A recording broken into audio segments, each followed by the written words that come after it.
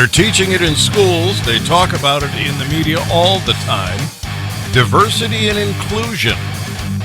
Mauricio Velásquez on board, president of the Diversity Training Group in Herndon, Virginia, with us at 6 minutes after the hour. And Mauricio, welcome to the program. How are you? Oh, fantastic. A pleasure to be with you. Thanks. So what is why is it important that we teach diversity and inclusion in the workforce? What is the advantage? So organizations call me when they're losing their war for talent. They call me and say, look, we can't seem to attract talent of all backgrounds, or people are leaving. They have high turnover and there's favoritism, and people are being harassed, people are being discriminated against. So I come in, my team, and we do audits and investigations, and we look at their policies and procedures, and then we provide, we do an assessment analysis, we provide the feedback and say, look, here's a strategy and a plan to address those things, and often a piece of their strategy and plan is to do some diversity training. Now, diversity training means a lot of different things to a lot of different people, but it's really about understanding how my biases might be influencing how I treat people. And you have conscious biases and you have unconscious. So there are biases that you don't even know you have. So the diversity and inclusion training is about making sure people are self-aware, aware of others, aware that their actions have consequences. That's what we do. And, and our clients are household names, top to bottom. I've done this work. Even the Navy. I see U.S. Navy Support Command. That's right. Surgeon General of the Navy sent me all over the world. Yeah. I want to hire somebody to come work for me. Should I care what race they are or what sex they are? Should I give a rodent's rectum about that, or just? You should care that you want to hire the best talent, right? And if, let's say, you are an employer that has a reputation for not being friendly to women or not being friendly to people of color, you should care, because if there's talented women or minorities or blacks or GLP, and they don't want to come work for you, you're not getting the best talent, right? All right, so I would come to you and say, Mauricio, I just can't get good accountants to stick with me. That's correct. And you would come in and look things over. Yeah, and why are women leaving, or why, and this is true, and this is a great question. Accountants, doctors, I work in all spaces, dentists, the clientele are diverse, and they are hoping that the caregiver, the professional, is diverse. And then when they're not diverse, they go, I'm going to go hire somebody who does look like me, talk like me, is from my background, because that's a person I trust. So I'm really in the trust business, right? And most of us trust people like ourselves, but many of us don't trust people that are, look what the cat dragged in. So we help our clients make sure that everyone's money is green. So we help our clients make sure they're attracting customers from all walks of life, all backgrounds, where they come in and they feel welcome, they feel included. We call being inclusive. So it's the front end and the back end. All right, so the marketplace is making these decisions. You're just teaching Correct. them. All right, that's different than what I thought you were doing. No. Look, I have a law firm client. The client is diverse. They're suing my client's client. The jury is diverse. The plaintiff is diverse. And my client says, I want some diverse representation on our bench. And they have to say, well, no, everybody here is, we don't have people, attorneys here that look like the bench, that look like the jury, that look like the plaintiffs. And so they get fired. Well, I'll go find somebody else, right? So it's real simple. It's driven by the market. It's driven by customer base. By the way, it's also driven by the new generation. They walk in and go, hey, where is everybody? Right? So the new generation is totally in tune with this. I look at my marketplace. If I've got the Kung Pao Chinese restaurant, maybe I only want to hire Chinese wait staff and cooks. And I think that's perfectly fine. Possibly.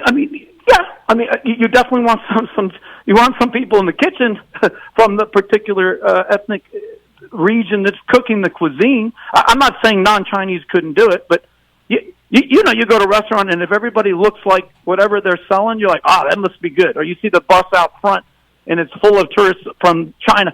This must be good, right? It's part of credibility, right? Give me an example of a bias that somebody might not be aware they have. All right, perfect example. CEO, I'm hired by the board to coach him, and I'm watching him run meetings. And after 2 meetings, I go, let me give you some feedback. He goes, what? I said, you interrupt the women on your team, but you don't interrupt the men. He says, what?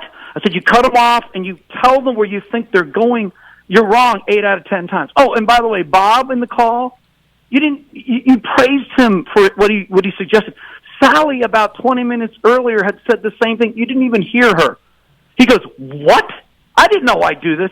I said, well, here's the problem. Everybody in your team knows it, and they complain. Oh, I bet you it was the 3 women on my team that complained to the board. I said, no, it was the men. They were so embarrassed. He's a sexist, and he doesn't even know it. Or he's playing dumb. I didn't know I do that, but it's very apparent. So I had to give him tough love. I said, look, you're not aware. You're not self-aware that you're not giving people equal opportunity to finish their comments. It's that simple. Okay, this is different than what I thought it was, and it's still interesting. Well, look, people have a bias about the work I do, bias about a workshop. Once they come in and they sit down, they go, "Oh, it's exactly the same reaction." Oh, wait a minute, I didn't know. I had a CEO call me. He says, "Mauricio, I would describe our human resource policies and procedures, our DE&I, diversity, equity, inclusion efforts, as benign neglect up until now. Now it's time to get intentional." And I said, why are you saying that? He says, well, we're a company of 100 people. We're all white, but our customer base is approaching 40% non-white. I got to grow the company. I got to go to 200, and I'm going to have to hire 2 of my best friends. I said, fire? I said, what are you talking about? He said, well, one's a racist, one's a sexist, and in every meeting they're spewing, and because they're my friends, I've just kind of backed up. I'm going to have to fire them today, send a message. This is not acceptable because we're going to hire a bunch of people from these communities, and when they come in here, they have to feel welcome and respected, not disrespected. And he said to me, it's time to get intentional. I said, now you're talking. What I don't like is when things become mandatory. In the free market, if I realize that I'm losing money or employees or whatever because of my bias, right, and I want you to come in and say, here's how you're doing this, here's why you're doing that. Right. That I can understand. The only time it can be mandatory is if you lost a lawsuit. And in the settlement, because I'm an expert witness, I testify in court. In the settlement, the judge says, and everybody's going through X days of diversity training because you were found to be horribly discriminatory. But that's the only time is when a judge makes it a part of the consent decree, the settlement. Yeah, and I don't think a judge should have that right. I honestly don't. I don't disagree with you either. I'm in the business of responding to my clients that reach out to me. And the hate the last, 5 years is off the Richter scale, and I'm just trying to keep up. Yeah, if you want to be an idiot and have a bias, I'm not going to serve blacks. I'm not going to serve tall people, fat people. Yeah. Go ahead, do that. The marketplace is going to punish you for that. Exactly right. Exactly right. And with social media, more and more of these practices that were hidden are now out in the open, right? In Glassdoor, I can be horribly treated horribly wrong, and I go and I post this thing on social media, and now it's out. Now it's for everyone to see. And my clients call me and go, let's look at your profile. Let's look what people are saying about you. And anybody high turnover, that's a symptom. Why are people leaving in droves? One client, for every male that left, 6 women were leaving. Well, what's going on there? We got to go. And I do X interviews and I do post X. I'll call them at their next job. Why did you leave this company? And what would it take for you to come back? And the answers are ugly. Well, they're going to have to fire that guy's a sexist. They're going to have to fire this person because he's a racist. And that's what we do. We identify the bad eggs. This isn't going to be as much fun as I thought it was because I don't. Well, because it's the lack of respect for the marketplace that irritates the hell out of me when somebody says, "Well, you have to do this. You have to hire so many of these people and so many of those people," and I think, that's illegal. Anybody that sets a quota, that is illegal. They're being lazy. Now, on the other hand, if you go, look, for every new opening, we want the widest net. We want talent from all backgrounds, all walks of life. because we got to hire 150 of them, right? I mean, right now, this giant resignation everybody's talking about. Why are people leaving, quitting? Because they just don't feel respected. They don't feel valued. They don't feel trusted. Trust is a big part. Look at Washington. It's a case study in the lack of trust, right? Look at how many communities where the local community doesn't trust their police. It's a lot. What are we doing? Any leader in this country, what are we doing that promotes trust, and what are we doing that undermines trust? Right? And I had a CEO say in a town hall meeting to all his employees, I don't give a blank about Black Lives Matter. Don't bring me that blank. Just do your job. It fell like a nuclear bomb on his company. And then his VP of HR walks in, and she's like, I can't believe you just said that to the whole company. My phones are ringing. Email. What do you care, he says to her. You're a white woman. Second bomb goes off because neither of those points are good for business. They're not good for the marketplace. And it's out. And they got him on. It's out, and people are quitting in droves. And the clients start to, they say, "I'm not giving you my money." Yeah, the car dealerships. It's just unbelievable. What percentage of cars are purchased by women? She makes the decision, or heavily influences the decision. Most. Yeah, right. But look at the sports page. Look at the ads for cars and who's there. Go to a car show, all women naked. These guys don't get it. They don't get it. See, if I'm hiring, I don't care about diversity and inclusion. I want the best person. I want the best person for the job, no matter their background. If I want to win, I want the best person. If they're white, black, Hispanic, tall, short, fat men. Let's define best. Because I'm a car dealership. I'm a dental practice. I work with all these people. If 30% of my customers don't speak English and they speak Spanish, I definitely want somebody who speaks a little Spanish. They don't have to be Hispanic. They could be some white guy that grew up in Spain. I don't care. But that's best. My wife's a speech pathologist. She works with kids. My wife, too. Deaf. Yeah, okay. So the speech pathologist, why is my wife ridiculously successful? She speaks English, Spanish, and she signs. So what customers can she serve? Anybody with a pulse, right? But and she speaks Spanish, so how many speech pathologists only speak English, right? I mean, how many speak English, Spanish, and they can sign? That's 3 languages. There aren't 10 people like her on the whole planet. That's why she's so busy and so successful.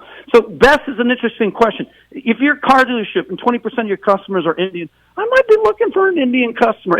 If the third, by the way, most car dealerships don't even have one woman back there, right?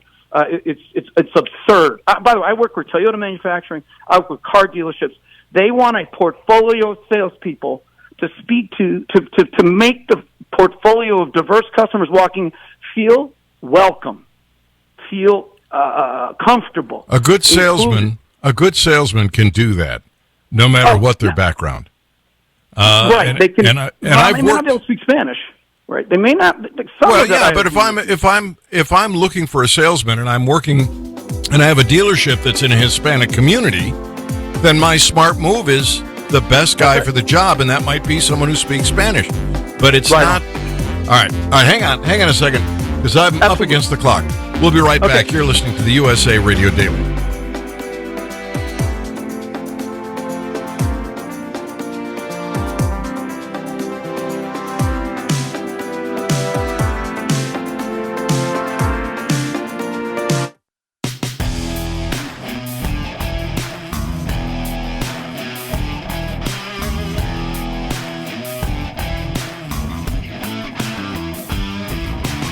It's 24 minutes after the hour, and I am pleased to tell you Mauricio Velásquez is on board with us.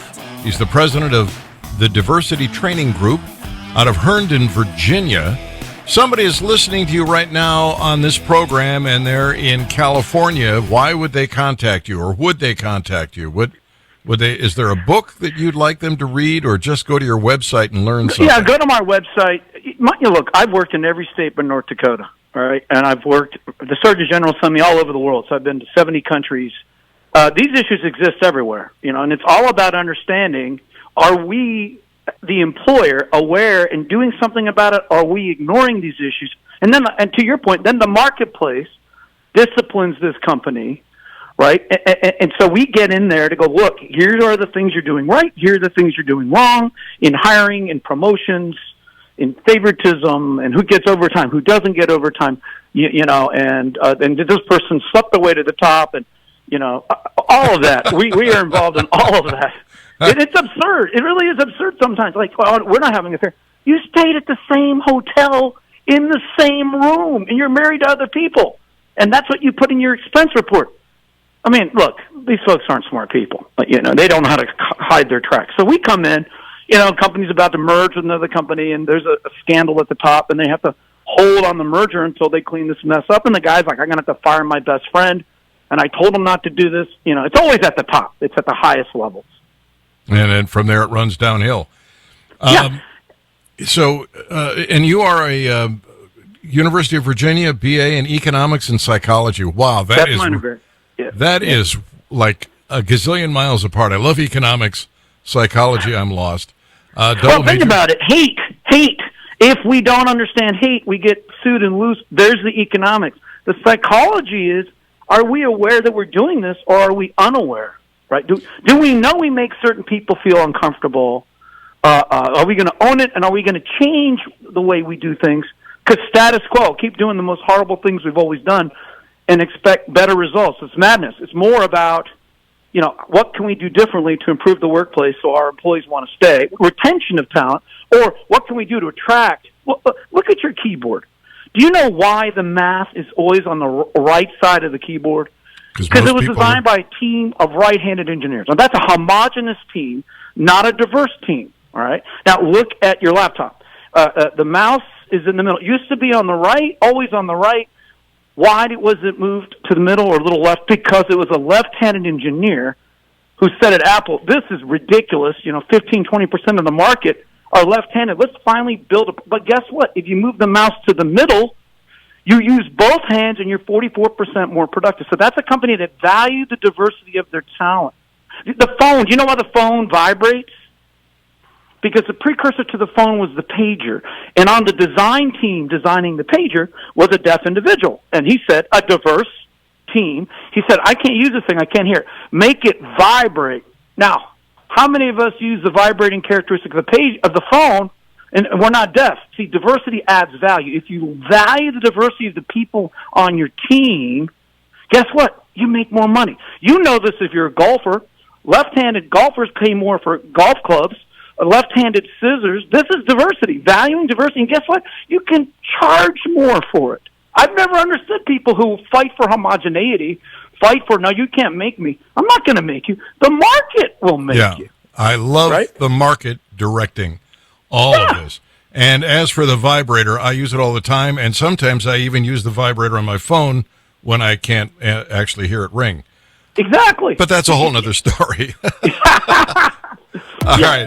What else? Give the website out, would you please? DiversityDTG.com. Diversity and then the letters DTG for my firm, Diversity Training Group. DiversityDTG.com. All right. Very much enjoyed the conversation. Mauricio, me too. Take care. Let's do this again. Ciao. All right, we will. You're listening to the USA Radio Network.